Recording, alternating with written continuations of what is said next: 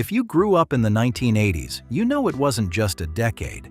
It was a whole way of living that disappeared before anyone thought to save it. The sneakers on your feet meant something. The afternoon cartoons started the second you hit the door. Friday nights had a destination, and your childhood was built on things you could hold, wear, trade, and actually remember. This is growing up in the 1980s. 16 things that made it unforgettable. Nike Air Jordans didn't just change sneaker culture. They changed the social order of every school hallway in America. When Michael Jordan stepped onto the court wearing a shoe Nike designed just for him in 1985, every kid in the country suddenly needed a pair. You either had them or you didn't, and everyone knew which one you were. Parents drove across town. Some stores put them behind glass. Walking into school with a fresh pair felt like showing up with a trophy. The red and black leather, the swoosh, the way the soles looked when you crossed your legs at your desk. Sneakers had always been sneakers. Then suddenly, they were everything. The Trapper Keeper was the first real organizational system most kids ever had. It was a binder, technically, but that word doesn't come close to what it meant. You picked it out at the back-to-school sale every August, usually from Kmart or Target, and that single choice told everyone in homeroom something about who you were. The Velcro flap, the folders that slid in sideways, the pockets inside pockets. By October, yours was stuffed with permission slips you forgot to give your parents, notes you never threw away, and every assignment you thought you'd lost. Nothing about the Trapper Keeper made logical sense. It was perfect anyway. Friday nights belonged to the roller rink before the mall fully took over, before every social plan required someone's parents to drive 40 minutes. The carpet smelled like popcorn and rental skate boots. The disco ball turned slowly over the hardwood floor. Come On Eileen came on, and you either grabbed someone's hand or suddenly found your wheels very interesting. Couples skated slow in the center. Everyone else stuck to the outside lane, cutting corners, falling, getting back up. Parents dropped you off at 7 and picked you up at 9, and in those 2 hours it felt like the whole world was inside that building. Big wheels didn't steer, they cornered. That was the whole point. The low plastic frame, the giant front wheel, the handbrakes that barely worked. You could yank one sideways and spin out on any driveway in the neighborhood. The sound it made on concrete was distinct enough that your mother could identify it from inside the house with the TV on. Every kid on the block had one, usually the red and yellow original, and the races down the sidewalk were completely unsanctioned and completely serious. Get the downhill angle right, and you could outrun almost any kid on foot. The 80s had a fashion philosophy built on one rule: more is always more.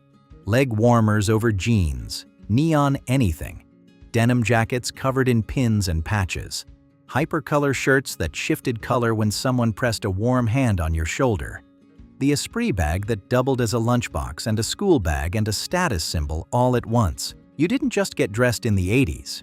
You made choices. Every item on your body said something. Kids today look at photos of what we wore and think we lost our minds. We think they missed out.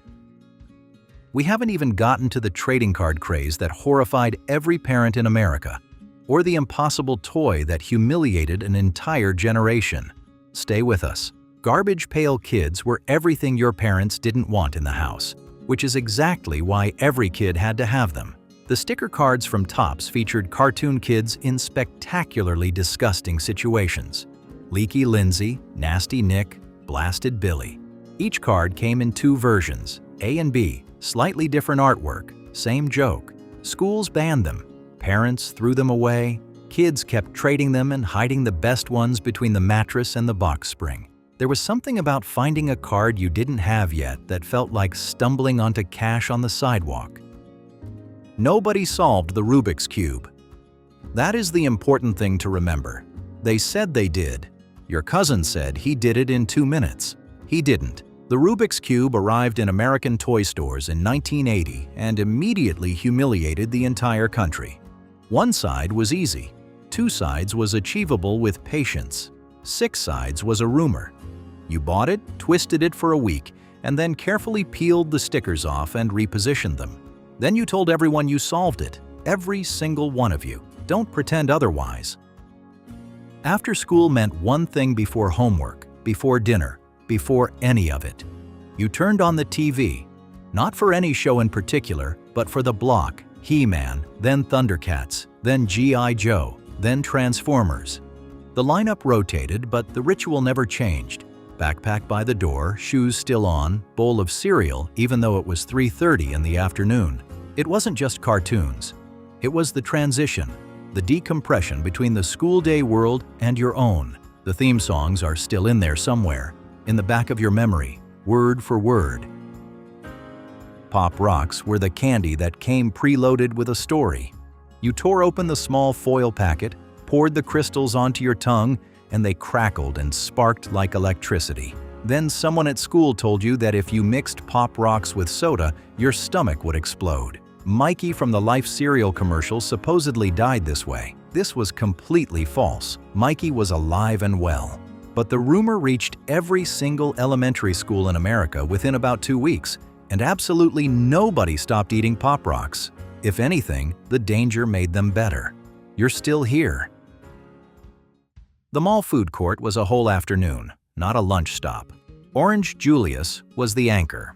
That frothy orange drink that tasted like a vitamin C tablet had been asked to become a milkshake. Sparrow in the corner. Chick-fil-A, if your mall was lucky enough to have one. You pooled your money, found a table by the fountain, and stayed until someone's mom pulled up outside the Sears entrance. The ceiling was too bright, the plastic chairs were uncomfortable, and someone was always mopping up a spilled soda 3 tables down. It was completely, perfectly fine. Coming up, the accessory craze that got banned from schools and the shoes that hurt your feet from the second you put them on and were absolutely worth it. Slap bracelets cost about $1 and redefined what accessories could mean for a generation. You snapped them against your wrist and they curled right around. You wore as many as you could fit between your wrist and your elbow. Claire's carried them in every color and pattern. Solid neon, tiger print, fluorescent stripes. By 1990, they were getting banned from schools because kids were using them to smack each other and the cheap metal edges could cut. But for one genuinely great year, slap bracelets were on every wrist in every classroom in America. Jelly shoes were made of translucent plastic and they gave you blisters by noon. This was well-established information. You wore them anyway. They came in every color. They were cheap enough to buy 3 pairs at once, and they looked exactly right with shorts and a big t-shirt tucked in halfway. You wore them to the mall. You wore them to birthday parties. You wore them on the last day of school when the hallways smelled like pencil shavings and the beginning of summer, and your feet ached before you even made it to the bus. Swatch watches were designed to be worn in multiples. That was not an accident. The company marketed them that way. You'd stack 3 or 4 on one wrist.